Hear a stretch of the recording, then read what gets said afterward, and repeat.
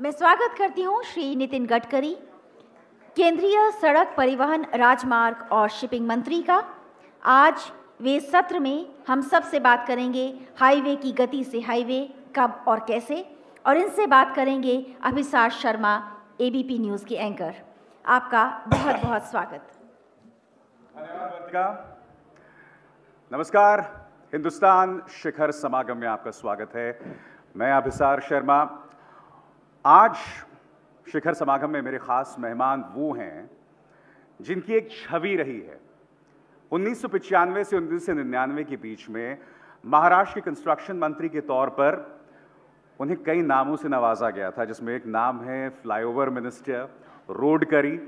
और जब आप इस छवि के साथ केंद्र में आते हैं, और ऐसा नहीं कि केंद्र से इनका पहला नाता नहीं रहा है, वाजपेयी सरकार के दौरान ग्रामीण सड़क योजना में भी इनके किरदार को कौन भूल सकता है।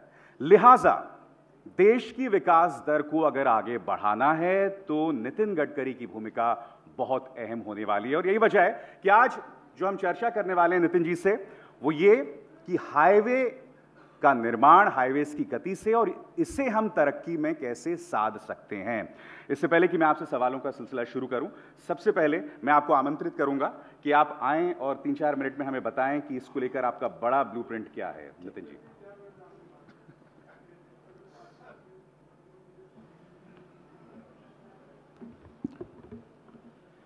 अमेरिकन प्रेसिडेंट जॉन केनेडी का एक प्रसिद्ध वाक्य है कि American roads are not good because America is rich, but America is rich because American roads are good.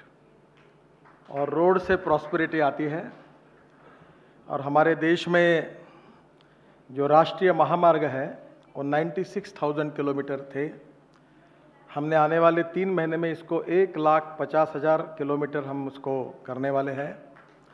और देश का 40% ट्रैफिक नेशनल हाईवे पे ही है, और 20% रोड पर जो नेशनल हाईवे के उस पर 40% ट्रैफिक है। 5 लाख एक्सीडेंट होते हैं, 3 लाख लोगों के हाथ पैर टूट जाते हैं और 1.5 लाख लोगों की मृत्यु हो जाती है।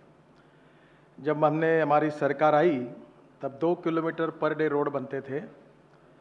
मार्च में हमने 14 किलोमीटर पर डे यहाँ तक हमारा एवरेज आया, और आने वाले मार्च तक हम 25 किलोमीटर पर डे, वैसे 25 से 30 किलोमीटर पर डे तक जाएंगे। जब हमारी सरकार आई तब करीब 281 प्रोजेक्ट्स, जिसकी कॉस्ट 3,80,000 करोड़ थी, वो बंद पड़े थे, स्टकअप हुए थे लैंड एक्विजिशन के कारण, फॉरेस्ट एनवायरनमेंट क्लियरेंस के कारण, रेलवे ओवरब्रिज, लिटिगेशंस। और मुझे बताते हुए खुशी हो रही है कि हमने 41 प्रोजेक्ट्स टर्मिनेट कर दिए और लगभग 90 to 95% प्रोजेक्ट के प्रॉब्लम सॉल्व किए हैं। और सभी प्रोजेक्ट अब शुरू है। 10-15 प्रोजेक्ट में थोड़ी अड़चने हैं, और नई रूप से हमने करीब 1,35,000 करोड़ के नए रोड्स और हाईवे प्रोजेक्ट से कॉन्ट्रैक्ट साइन किए हैं। मैं विश्वास के साथ कहना चाहूँगा कि हमारे देश के आने वाले इसमें कम से कम 2% GDP बढ़ाने में हमारा डिपार्टमेंट कंट्रीब्यूट करेगा। जो हमारे पोर्ट्स है, शिपिंग कॉरपोरेशन है, 2008 से लॉस मेकिंग थे। ये पहला ही साल हुआ है कि हमने 3,500 करोड़ का प्रॉफिट कमाया है, और सभी पोर्ट्स, शिपिंग कॉरपोरेशन सब प्रॉफिट में आए हैं। हम लोग इनलैंड वाटरवेज को 101 नदियों को वाटरवेज में कन्वर्ट करने की कोशिश कर रहे हैं। बिल पार्लियामेंट के सामने पेंडिंग है। और ट्रांसपोर्ट में सबसे अच्छी बात हुई है कि हम 8 लाख करोड़ का इंपोर्ट करते क्रूड ऑयल का, इसके बजाय हम लोग अब इलेक्ट्रिक पर कार, बसेस और स्कूटर्स और बाइक चलाने का सपना देख रहे हैं। और मुझे खुशी है कि लंदन में जो इलेक्ट्रिक बस थी उसकी कीमत 2.5 करोड़ रुपए है, क्योंकि उसमें लिथियम आयन बैटरी की कीमत 55 लाख रुपए थी। पर हमारे देश में स्पेस साइंटिस्ट जो है इसरो के, और जिन्होंने सैटेलाइट और रॉकेट साइंस में काम किया है, उनको मैंने 5-6 महीने पहले बुलाकर, हमारी ARAI और CRT 2 ऑटोमोबाइल इंस्टीट्यूट्स है, और सब लोगों ने बहुत प्रयास किया, और हमारा देश अब लिथियम आयन बैटरी को संशोधन करने में यशस्वी हुआ है। उसका पेटेंट हमने रजिस्टर किया है, और 2 साल के अंदर आपकी कार, बसेस, स्कूटर, बाइक ये इलेक्ट्रिक पर चलेगी। ये पोल्यूशन फ्री है, कॉस्ट इफेक्टिव है और इंपोर्ट सब्सटीट्यूट है। तो ट्रांसपोर्ट सेक्टर में काफ़ी अच्छे बदल हुए हैं और मेरा विश्वास है कि निश्चित रूप से आने वाले समय में भी हम लोग देश के विकास में अच्छी तरीके से कंट्रीब्यूट करेंगे। Thank you very much. बहुत बहुत शुक्रिया गडकरी साहब, आप स्थान ग्रहण करें हमारे साथ। गडकरी, जैसे आपने अभी अभी अपने भाषण में कहा कि जीडीपी में 2% आप अपनी तरफ से कोशिश करेंगे। एक बहुत बड़ी चुनौती है, खासकर इस बात को लेकर कि आर्थिक सुधार कार्यक्रमों की गति वैसी नहीं है। लैंड एक्विजिशन बिल को लेकर आपको 2 कदम पीछे बढ़ाने हैं। ऐसे में कितनी बड़ी चुनौती है 2% का आंकड़ा? पहली बात तो ऐसी है कि ये लैंड एक्विजिशन के कारण हमको कोई कदम पीछे रखने नहीं। मीडिया में चर्चा होती है कि जो डिटेल में नहीं गए। मैं मानता हूं कि ये ब्लेसिंग इन डिस्गाइज है, क्योंकि हमने पुराने 2013 के बिल में ये था 1:2 for urban area and 1:4 for rural area compensation था। हमने उसको 1:2 जो 2 था 1:4 था, उसको 1:2 और 1:4 किया है। तो हम 4 गुना कीमत दे रहे हैं और मैंने अभी तक 4,500 करोड़ रुपए के लैंड हमने एक्वायर्ड की। एक बात जरूर है कि जो हमारा 80,000 करोड़ का लैंड एक्विजिशन का जो बजट था वो 1,80,000 करोड़ हुआ है। पर इसमें ब्लेसिंग इन डिस्गाइज ये है कि लिटिगेशंस और court cases, escalation, interest cost ये नहीं बढ़ेगी। थोड़ा किसानों को हम उचित पैसा दे रहे हैं, उसके बदले में डिले खत्म हो जाएगा और उसमें हम प्रोजेक्ट जल्दी बना पाएंगे। दूसरी बात ऐसी है कि जिस प्रकार के रोड की रफ्तार बढ़ रही है, तो मैं तो विश्वास दूंगा, पर मैं नम्रतापूर्वक एक बात कहूँगा, तो उसमें अहंकार और एरोगेंस मत समझिए। मैं जो कहता हूँ वो 100% बातें होती है। मुझे कोई हिंदुस्तान का पत्रकार उल्टा सवाल नहीं पूछ सकता, जो मेरे 15 साल का ट्रैक रिकॉर्ड है। तो मैं जब कह रहा हूँ 2% तो समझना 2.5% ही होगा, 1.25 होने का सवाल नहीं उठता है। मुझे याद है कि मुंबई पुणे का हाई स्पीड कॉरिडोर आपकी उपलब्धियां रही हैं 1995 से 99, मगर वो आपका बड़ा एक आइडिया था। मगर अगर मैं नितिन गडकरी से पूछूं कि बतौर सड़क परिवहन मंत्री आपका बिग आइडिया क्या है, वो क्या है जो आपके जहन में है, जो आपके दिल के सबसे करीब है, जो एक विरासत के तौर पर आप इस देश को सौंपना चाहेंगे? देखिए, एक्सप्रेस हाईवे, ये देश का पहला एक्सप्रेस हाईवे बनाने का सौभाग्य मुझे मिला।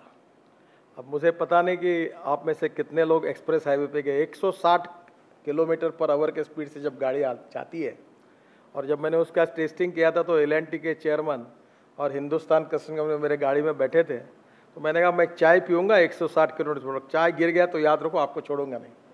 तो लगभग वो ग्रेडियंट इतना अच्छा था कि 160 किलोमीटर पर मैं चाय पी सका।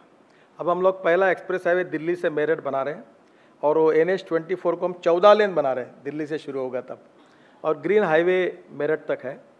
दूसरा जो दिल्ली का ईस्टर्नली बाईपास है 7,000 करोड़ का, उसका काम शुरू हुआ है। वो आपके यूपी और हरियाणा की आचार संहिता के कारण बीच में थोड़ा भूमि पूजन नहीं हो सका, पर उसमें एक्सिस कंट्रोल है, यानी कंपाउंड वॉल है, तो स्पीड भी अच्छी मिलेगी। तो धीरे धीरे अब मैं दिल्ली से कटरा ये एक्सप्रेस हाईवे का कार्य की शुरुआत आने वाले 6 महीने के अंदर करना चाहता हूँ, जिसमें 140-150 किलोमीटर के स्पीड से गाड़ी जाएगी। वो दिल्ली से जींद से लुधियाना, अमृतसर, कटरा जाएगा। फिर नागपुर से मुंबई एक्सप्रेस हाईवे बनाना चाहता हूँ महाराष्ट्र में, और एक 4 महीने में हम लोग बड़ौदा से मुंबई एक्सप्रेस हाईवे का कार्य शुरू करेंगे। बेंगलोर से चेन्नई भी कर रहे हैं।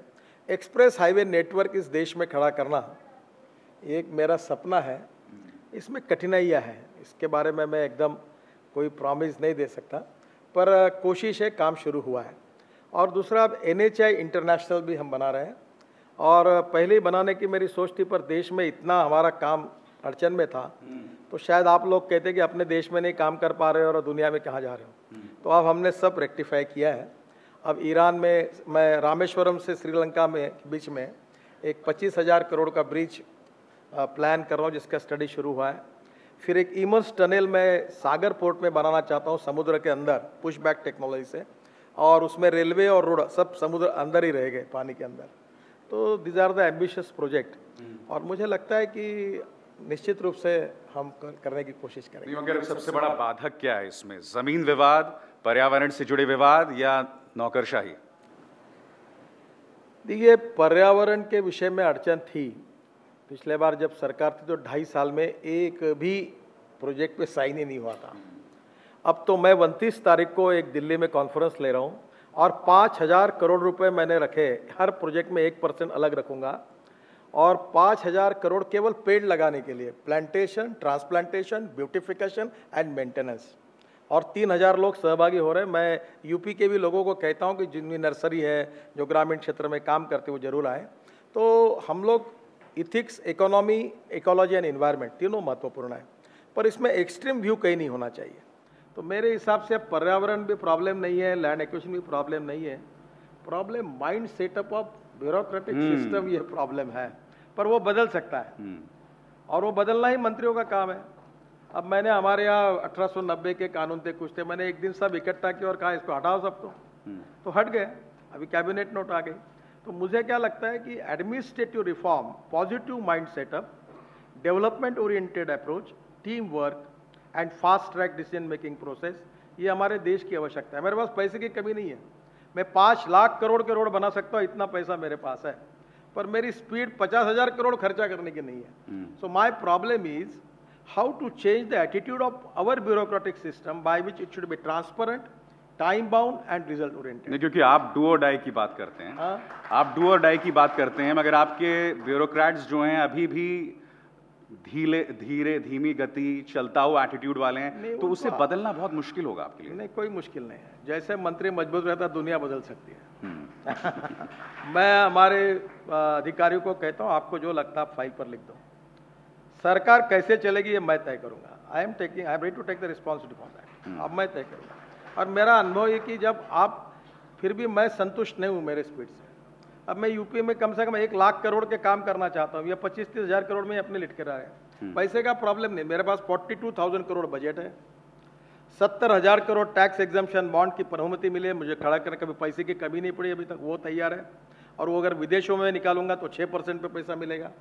101 प्रोजेक्ट मेरे तैयार है, जिसमें टोल मिल रहा है, मैं उसको इंश्योरेंस फंड, पेंशन फंड को अगर बेचूंगा तो 1,20,000 करोड़ रुपए मुझे मिलेंगे।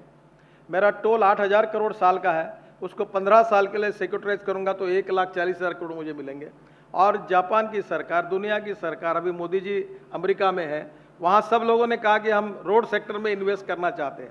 मेरा प्रॉब्लम ये खर्चे ही नहीं करते हैं। ये जो प्रॉब्लम है, लैंड एक्विजिशन फास्ट करना, का पड़ापड़ डीपीआर तैयार करना, उसके निर्णय करना, ये the system is a problem. बाकी ज़्यादा हो, सिस्टम को सुधारना ये मंत्रियों की जिम्मेदारी है, हमारी जिम्मेदारी है, और हम उसको दौड़ाएंगे। जो साथ में आएंगे उनको हाथ पकड़ कर ले चलेंगे, जो खींचते हुए दौड़ेंगे, जो नहीं दौड़ेगा उसको घसीटते हुए ले जाएंगे, पर सिस्टम को घसीटते हुए ले जाएंगे और काम पूरा करेंगे।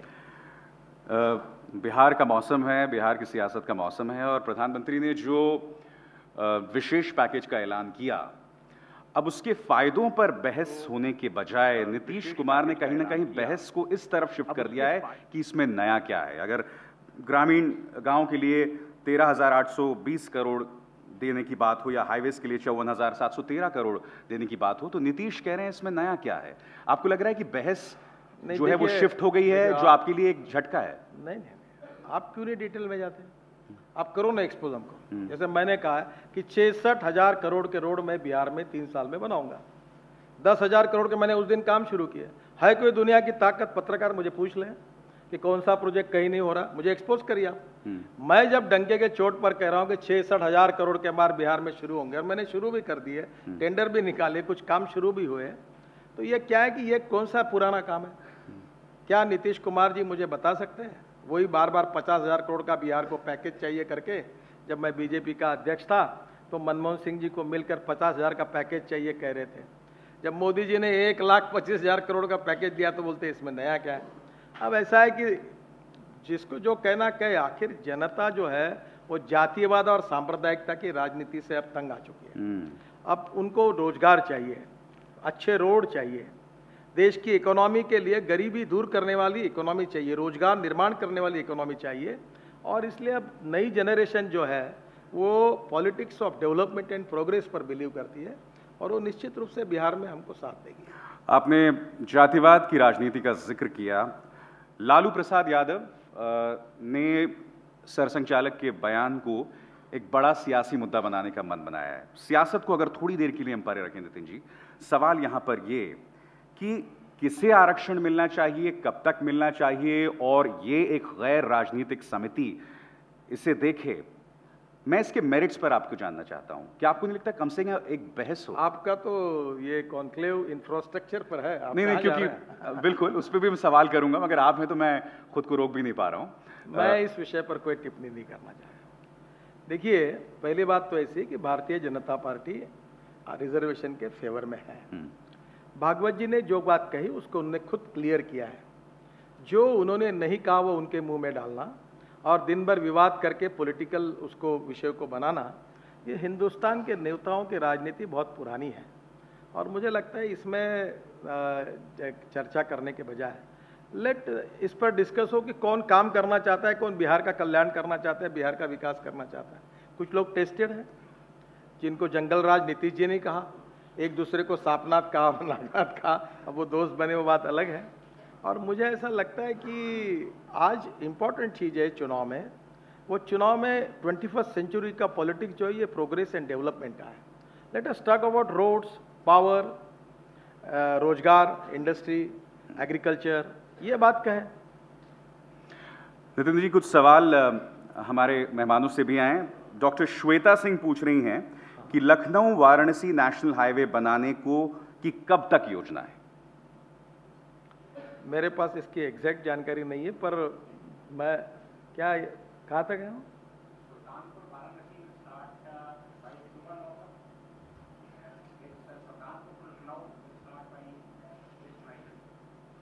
जल्दी शुरू हो जाएगा, कोई प्रॉब्लम नहीं। सुनील शहलोत पूछते हैं कि physical toll booths Uttar Pradesh में कब तक चले जाएंगे और कब ई टैग्स शुरू होंगे? देखिए, if you want good services you have to pay for it.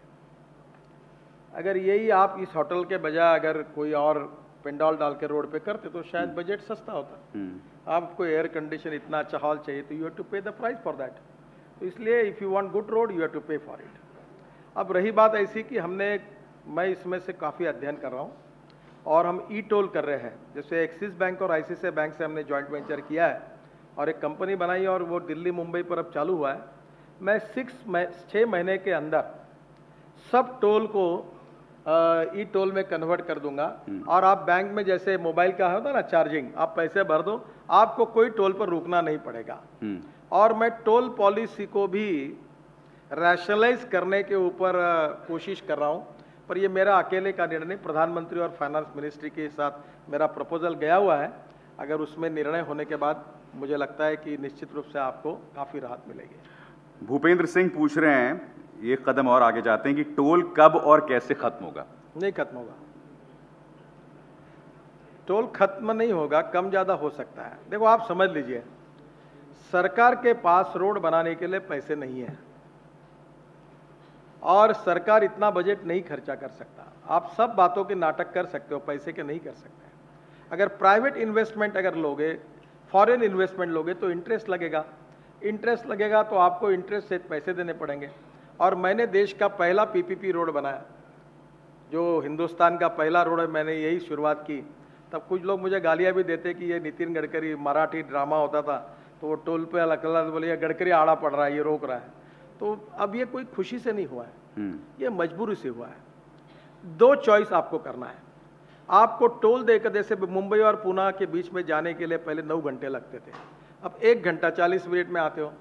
तो आप 6 घंटा गाड़ी कम चलती है, पेट्रोल कम बचता है, टाइम बचता है, लाइफ सेफ्टी है। अब उसके बदले में आपको थोड़ा बहुत पैसा तो देना पड़ेगा। तो अब ये टोल कभी, मैं झूठ बोलता नहीं, कभी टोल समाप्त नहीं हो सकता। आपको एक विरासत भी मिली थी जब आप मंत्री बने थे, तो करीब 3.77 लाख करोड़ की योजनाएं अटकी पड़ी थी पर्यावरण जमीन विवादों के चलते। इस वक्त हालत कितनी सुधरी है? पूरी 95% सुधरी है। मैं इनको पूछता हूँ, अब एक समय 283 प्रोजेक्ट कॉस्ट ऑफ 3,80,000 करोड़ बंद पड़े थे। मैं इनको पूछता हूँ, बताओ कौन सा प्रोजेक्ट बंद पड़ा है?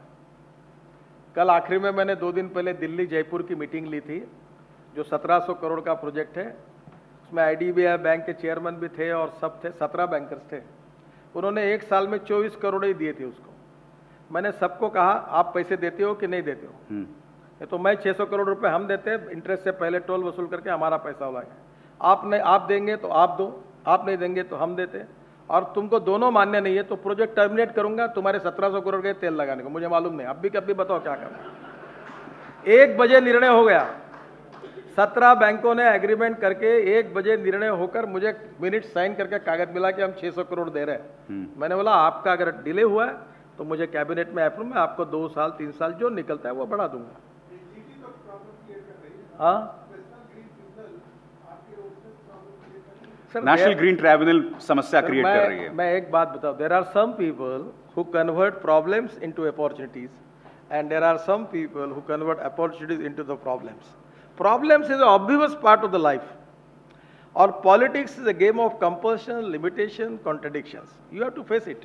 और अपना देश ऐसे ही चलेगा जैसे आपका चलता है। आधे लोग बोलते रोड बनाओ, फिर आप ही आके बोलते ये झाड़ तोड़ा इसको रोको। दोनों बाजू से डफरी बजाने वाले लोगों की संख्या। मगर क्या ये बात सही नहीं है कि आपके बावजूद 60,000 करोड़ की सड़क परियोजनाएं लाल फीताशाही के चलते, जमीन विवादों के चलते अटकी हुई हैं? सड़क परियोजनाएं क्या ये नहीं अटकी हुई ना? मैं तो खुले बोल रहा हूं ना आपको कि आप में से कोई भी प्रोजेक्ट के बारे में मुझे पूछो, कुछ बाकी नहीं पेंडिंग। देखो मैंने अपने एक लिख के रखा हुआ है, आई like people who can get the things done. अब जो मैं कह रहा हूं वो ठीक नहीं है, पर मैंने लोगों को आखिर, even I like people who can take the wrong decisions, but I dislike honest people who don't want to take the decisions. तो मैं लोगों को कहता हूं कि तुम जो कहना हाँ या ना में करो। और मैं भी, इतने एमपी अलग अलग पार्टी के मुझे मिलते हैं, मैं 5 मिनट में उनको कहता हूं वो करना है कि नहीं करना। नहीं करना तो बोलता ये जमता नहीं, मेरे को नहीं करना, ये नहीं हो सकता। तो एक तो लोगों ने ये टर्मिनोलॉजी को सिलेक्ट करना चाहिए। देखो ये गलत फहमियाँ है। अब मैंने पूरे शहर को तोड़ डाला, बिल्डिंगों को तोड़ डाला नागपुर में, पूरे रोड चौड़े किए, मैं 3 लाख रुपए जीता। मेरे ससुरे का मकान तक तोड़ डाला। ये आपने कैसे कर दिया? ये बहुत ज्यादती कर दिया। नाराज हुई थी, पर मैंने कहा नथिंग डूइंग। वो एक नई हमारी IAS ऑफिसर थी राधा करके, अभी वो दिल्ली में, मुंबई में CEO है। तो मैं कह रही थी कि सर आई एम सॉरी, ये रोड बड़ा करने की आप बार बार बात कर रहे हैं तो भाभी जी के पिताजी का घर बीच में आता है। तो मैंने कहा आपको मैंने पूछा क्या उनका घर बचाओ करके? चूने की रेस डाल दो, जो जो बीच में आता है सब तोड़वा दो, बस खत्म करो। तो इसीलिए क्या आपका नया नाम बुलडोजर है? नहीं, क्योंकि मेरे ख्याल से आप ऐसे नेता हैं बीजेपी के जिनके साथ सबसे ज्यादा निकनेम्स जुड़े हैं, फ्लाईओवर मिनिस्टर, रोड करी। अब ये बुलडोजर एक नए नाम से आपको संबोधित किया जाता है। नहीं, मैं तो समझता हूँ आई एम वेरी पॉजिटिव, और मैं बड़ा लिबरल हूँ, और बने तक प्रॉब्लम सॉल्व करने की कोशिश करता हूँ। पर कुछ बातों में पक्का, देखो ये देश हमारा है, ये देश आगे जाना चाहिए, ये देश में नए रोड बनने चाहिए, ये देश का इंफ्रास्ट्रक्चर डेवलप होना चाहिए, इस देश में किसानों के खेत को पानी मिलना चाहिए, इस देश में नए रोजगार निर्माण होने चाहिए। और इसके आड़े में कुछ आता है तो उसको प्रेम से समझो, और नहीं समझता है तो आगे जाओ। नितिन जी, कुछ और सवाल लेते हैं। पवन मनोचा कह रहे हैं कि लखनऊ कानपुर राजमार्ग पर आप जाकर देखो अपनी योजना का क्या हाल है। भाव समझिए इसको जरा। हाँ होगा, खराब होगा, मैं मानता हूँ, और उसके काम को मंजूरी भी दी, अभी इन्होंने कही है जल्दी काम शुरू होगा। अब देखो आपको बताता हूँ, मुझे पता नहीं, ये कानपुर के पास ग्यामन इंडिया एक ब्रिज बना रहे हैं। अब वो इतने तकलीफ है, कुछ जगह लैंड एक्विजिशन नहीं, कुछ जगह कोर्ट केसेस है। मैं 4 बार मीटिंग ले चुका हूँ। अब देखो ये पुराना जो है उसमें क्या हुआ, मैं कोई दोष नहीं देता, या आप ढूंढो, मुझे कोई टीका टिप्पणी नहीं करनी है। लैंड एक्विजिशन 10% वर्क ऑर्डर दे दिया, फॉरेस्ट इन्वायरमेंट क्लियरेंस नहीं, वर्क ऑर्डर दे दिया, और कोई प्रिपरेशन न होते हुए दे दिए। अब वो प्रॉब्लम में फंसे हैं, रिपेयर नहीं हो रहे हैं। अब मैं धीरे धीरे, एकदम मैं नहीं कहूँगा कि सब रोड अच्छे हो जाएंगे, पर मुझे 2-1 साल का टाइम दीजिए, ये परिस्थिति बदला। और मैं सीमेंट कंक्रीट रोड बना रहा हूँ। अभी ये मैंने नागपुर में रोड बनाया, 3 पीढ़ियाँ, 300 साल कुछ नहीं होता, गड्ढे ही नहीं पड़ता। अभी पूरे कंक्रीट रोड बना, जैसे मैंने कंक्रीट रोड बनाने की बात कही तो सीमेंट वालों ने 50 रुपये बढ़ा दिया, 350 रुपये बैक कर दी। तो मैं बड़ा जिद्दी हूँ, और मैंने ऐसे सीमेंट वालों का कार्टेल तोड़ा है कि मेरे पास 95 लाख टन सीमेंट बुक है, 120 रुपये, 130 रुपये और 140 रुपये पर बैग। 37 कंपनीज और 107 फैक्ट्री का बुकिंग है, और मैंने पूरा सीमेंट अब कहा कि ये इसको यूज़ करें, ताकि अब सीमेंट के रेट कंपनी वाले ठीक हो गए। तो मुझे लगता है कि भाई सबने रीजनेबल प्रॉफिट लेना चाहिए। अब कंक्रीट रोड के कारण ये आगे 5 साल के बाद जब कंक्रीट रोड बन जाएंगे तो ये आपको पॉटहोल्स कभी मिलेंगे नहीं। कुछ और सवाल। विभूति नारायण पूछती हैं कि पर्यावरण के मुद्दे, पानी की कमी, ऐसे में यमुना और गंगा में जल परिवहन कैसे और कब संभव? देखिए, ये लोग मुझे बहुत बार पूछते हैं। पहली बात तो ऐसी है कि 1620 किलोमीटर वाराणसी टू हल्दिया हमारा काम शुरू हो गया है। वाराणसी में हमने लैंड एक्वायर्ड की है, साहिबगंज झारखंड में हमने लैंड एक्वायर्ड कर लिया और हल्दिया में लैंड मिल गई है। हमारा प्लान तैयार हुआ है और हमारा काम शुरू है। मैं संभवतः आपको अगले साल में सब ट्रैफिक पूरा वाराणसी टू हल्दिया होगा। ऑलरेडी फरक्का की फ्लैश बांग्लादेश को एक्सपोर्ट हो रही है। देखिए, इसमें ऐसा 5-6 टेक्नोलॉजी है कि हम लोग 3 मीटर का ड्राफ्ट मेंटेन करना चाहते हैं। हर जगह पर बैरेजेस बनाना नहीं चाहते, बैरेजेस बनाना लॉक भी करने पड़ेंगे। पर अभी इसके लिए वर्ल्ड बैंक में हमने वर्ल्ड की टेक्नोलॉजी टीम को अपॉइंट किया है और उसमें 4-5 प्रकार के सॉल्यूशंस है। उसमें किसको स्वीकार करना, ये अभी 15 दिन के बाद दिल्ली में मीटिंग है, वो एक्सपर्ट की रिपोर्ट के बाद हम तय करेंगे। पर हमारा बेसिक टारगेट ये है कि 3 मीटर का ड्राफ्ट हम नदियों में मेंटेन करेंगे। अब ये यमुना में भी होगा, गंगा में भी होगा। और मैं विशेष रूप से यूपी की जनता से अपील करूंगा। चाइना का 47% गुड्स एंड पैसेंजर ट्रैफिक पानी पर है, 43% कोरिया का है, 44% जापान का है। और यूरोपियन देशों में एक्सपोर्ट इसलिए हो रहा है क्योंकि उनके नदी के बाजू में इंडस्ट्री है। 40% ट्रैफिक यूरोप में ये नदी से होता है। हमारे देश में 3.2% है। पानी से जाओगे तो 25 पैसे खर्चा आएगा, रेलवे से जाओगे तो 1 रुपया आएगा और रोड से जाएगी तो 1.5 रुपये खर्चा आएगा। तो रोड के नदी के बाजू में इंडस्ट्रियल एरिया डेवलप करके अपने एक्सपोर्ट और इंपोर्ट को हम कॉम्पिटिटिव बना सकते हैं। और इसलिए जैसे हमने सी पोर्ट बनाए, एयरपोर्ट बनाए, बस पोर्ट बनाए, रेलवे स्टेशन, रेलवे पोर्ट बनाए, वैसे हम वाटर पोर्ट बना रहे हैं। और मैं आपको प्रॉमिस देता हूँ कि आने वाले समय में यूपी में केवल गंगा और यमुना में नहीं, हम लोग 82,000 किलोमीटर ये जो नदियों की लेंथ है इसको हम वाटरवेज में कन्वर्ट कर रहे हैं और वाटर पोर्ट्स बना रहे हैं और कोस्टल ट्रैफिक को बढ़ावा दे रहे हैं। इससे देश की इकोनॉमी बदल जाएगी। नहीं, मगर इसके लिए क्या ब्लूप्रिंट है? क्योंकि आपने खुद बताया कि कितनी ज्यादा प्रेशर है, चाहे यात्री परिवहन हो, चाहे माल भाड़े को लेकर हो। तो ऐसे में जलमार्ग के जरिए माल ढुलाई ये व्यावहारिक कितना है और इस पर कितना आपका ध्यान है? देखिए, व्यावहारिक है। मेरी दिक्कत यह है कि मेरा 3 सेशन हुए मेरा बिल पार्लियामेंट के सामने पेंडिंग है। मुझे बार बार कहते हैं कि भाई आप बिल क्यों नहीं लाते। अब मुझे बताओ, पार्लियामेंट ही नहीं चलती। अब मेरे को बिल पास किए बिना डीपीआर नहीं बना सकता, मैं पैसे नहीं ले सकता। अभी मैंने भी उसमें किया, जैसे हमारे पोर्ट का इनकम डॉलर में है, तो मैं मुंबई में JNPT करके प्रोजेक्ट है, वहाँ हम लोग 8 लेन का 4,000 करोड़ का रोड बना रहे थे। तो हमारे port chairman income tax commissioner है, तो उसने मुझे कहा कि हमने 12% से 4,000 करोड़ लोन लिया। मैंने कहा आप डॉलर में कमाते हो, हमारे यहाँ 4,500 करोड़ टर्नओवर डॉलर में है, तो डॉलर में लोन क्यों नहीं लिया? बोले मिल सकता है। मैंने तुरंत उठाकर ICICI बैंक के चेयरमैन चंदा कोचर को फ़ोन किया और मैंने कहा ये आप 4,000 करोड़ रुपीज़ में 12% दिए तो डॉलर में क्यों नहीं देती? बोले मैं तैयार हूँ। बोला इंटरेस्ट क्या लगेगा? बोले LIBOR + 3%। बोला LIBOR + 3% क्या है? एक आए कि 3% है। तो उन्होंने कहा क्या जब LIBOR + 0.50 पर दे, तो उन्होंने मानने का 3.25% से हमको 4,000 करोड़ रुपए मिल गए। तो मैंने इनलैंड वाटरवेज के लिए डॉलर में मैं 40-50 हज़ार करोड़ खर्चा करने के लिए भी तैयार हूँ। प्रॉब्लम यह है कि मेरा पार्लियामेंट में बिल जो 101 नदियों को वाटरवेज में कन्वर्ट करने का बिल है, वो इस सेशन में अगर हो जाएगा तो मैं तुरंत ये काम शुरू कर दूंगा। कुछ और दूसरा एक बात हो, ये एक सपना है और ये मैं जब बताता हूँ तो मेरे ऊपर आप लोग तो मुझे जानते ही नहीं, तो विश्वास रखना कठिन हो सकता है। कुछ लोग सपने दिखाते हैं, पर सपने दिखाने वाले नेता लोगों को पसंद नहीं होते। जो दिखाए हुए सपनों को पूरा करते वो लोग उसको पसंद करते हैं।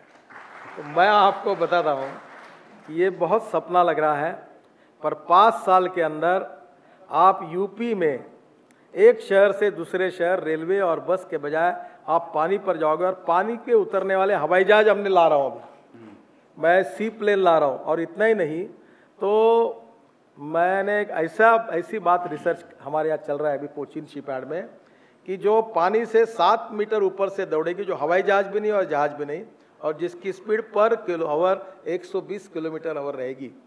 और उसका नया जुगाड़ करके नाम रखा है, शायद 6 महीने में मैं आपको दिखा सकूंगा। और ऐसी बहुत सी चीज़, अभी एक मुंबई में हमने बस खरीदी की है वो पानी पे भी चलती और रोड पे भी चलती। तो आपके गोमती में भी बस चलेगी और रोड पे भी चलेगी, दोनों जगह जाएगी। वो बस अभी 3 महीने में आ रही है, मैंने चलाई है वो स्टॉकहोम में, वो रोड पे चलती है और पानी पे चलती है। तो ये सब हो सकता है। Innovation, technology, entrepreneurship and e governance, इन चारों को जोड़कर fast track decision making process होगी तो वी कैन मेक मिरेकल्स, और हमारी सरकार ये करेगी। ये तमाम समस्याएं, ये तमाम जो चीजें आप बता रहे हैं, ये सुनने में अच्छा लगता है, मगर जैसे उत्तर प्रदेश की जनता वो बुनियादी समस्याओं से दो चार है। दिनेश दुबे, बार बार कहता हूँ कि मेरी बातों को आप भी रिकॉर्ड कर लो, आपके डायरी में एक एक वाक्य लिख के रखो, और जो जो बातें मैंने कही अगर वो मैंने नहीं पूरी की तो आपकी एक एक मिनट में एक एक ब्रेकिंग न्यूज लगाओ। मैं इसलिए इतने कॉन्फिडेंस से बात करता हूँ कि मैंने खुद होमवर्क किया है, उसकी पूरी तैयारियाँ की है। हाँ, वाटरवेज में मैंने बताया अड़चन क्या है, एक बार मुझे क्लियरेंस मिल जाएंगे। Money is not a problem. मेरा ट्रैक रिकॉर्ड है, मुंबई में जब मंत्री था तो 10 करोड़ रुपए मैंने सरकार से लिए, 4000 करोड़ पब्लिक से खड़े किए, और 2.5 साल में 8000 करोड़ के काम कर दिए, और 3600 करोड़ का जो लोएस्ट टेंडर था रिलायंस को रिजेक्ट किया, और 1600 करोड़ में रोड बनाया, 2000 करोड़ बचाए, 1800 करोड़ के फ्लाईओवर 1000 करोड़ में बनाया, और तब लोगों को लगा कि ये बोल रहे हो सकता है। मैं आपको बताना चाहता हूँ ये पूरा होगा। जैसे दिनेश दुबे नेशनल हाईवे 24 की बदतर हालत की बात करते हैं, बरेली से सीतापुर की बहुत बदतर हालत है, अब उसे हम कैसे सुधारेंगे, कहते हैं दिनेश दुबे यहाँ पे। मुझे बरेली का मालूम, पर NH 24 जो दिल्ली से शुरू होता है, और उसका पहला दिल्ली से जो स्वामीनारायण मंदिर है वहाँ मैं 14 लेन का रोड बना रहा हूँ, और 3 महीने के अंदर, शायद 2 महीने के अंदर उस काम का शुरुआत हो जाएगी, और फिर दिल्ली से मेरठ तक आएगा। ये जो कह रहे उसकी स्थितियाँ, हाँ वो कॉम्प्लिकेशन में फंसा था, उसको अभी चाइनीज इन्वेस्टर मिला है, वो हो जाएगा। उसकी हालत खराब ही है, सच है। सुधीर पवार 2 सवाल पूछते हैं। प्रधानमंत्री ग्राम सड़क योजना में काम की जो प्रगति है वो इतनी धीमी क्यों है, और दूसरा वो दिल्ली सहारनपुर राजमार्ग कब तक पूरा होगा? दिल्ली सहारनपुर राजमार्ग के लिए वहाँ के MP मुझे बार बार बोलते कि इसको नेशनल हाईवे बनाओ। मैं 3 पत्र यूपी की सरकार को लिख चुका हूँ कि मुझे दे दो, मैं तैयार हूँ कंक्रीट रोड बनाने के लिए। अगर यूपी की सरकार अगर मुझे दिल्ली सहारनपुर अगर NOC दे देती है तो मैं 3 महीने के अंदर सीमेंट कंक्रीट का रोड बनाकर उस काम करने के लिए तैयार हूँ। देहरादून का जो राष्ट्रीय राजमार्ग है उसकी भी सेहत कोई बहुत अच्छी नहीं है, बहुत खराब है। इसका कारण ऐसा है कि वो मामला फंसा हुआ है। जो मैंने 10 प्रोजेक्ट की बात की उसमें से वो प्रोजेक्ट है, मेरे परसों उसमें मीटिंग भी हुई है, और है कॉम्प्लिकेशंस है, आप कह रहे वो सही है, पर अब उसके प्रॉब्लम सॉल्व हो जाएंगे। नितिन जी, आपको याद होगा जब आपसे मुलाकात हुई थी महाराष्ट्र के चुनावों के दौरान, मैंने आपके सामने एक बहुत ही विचित्र समस्या रखी थी।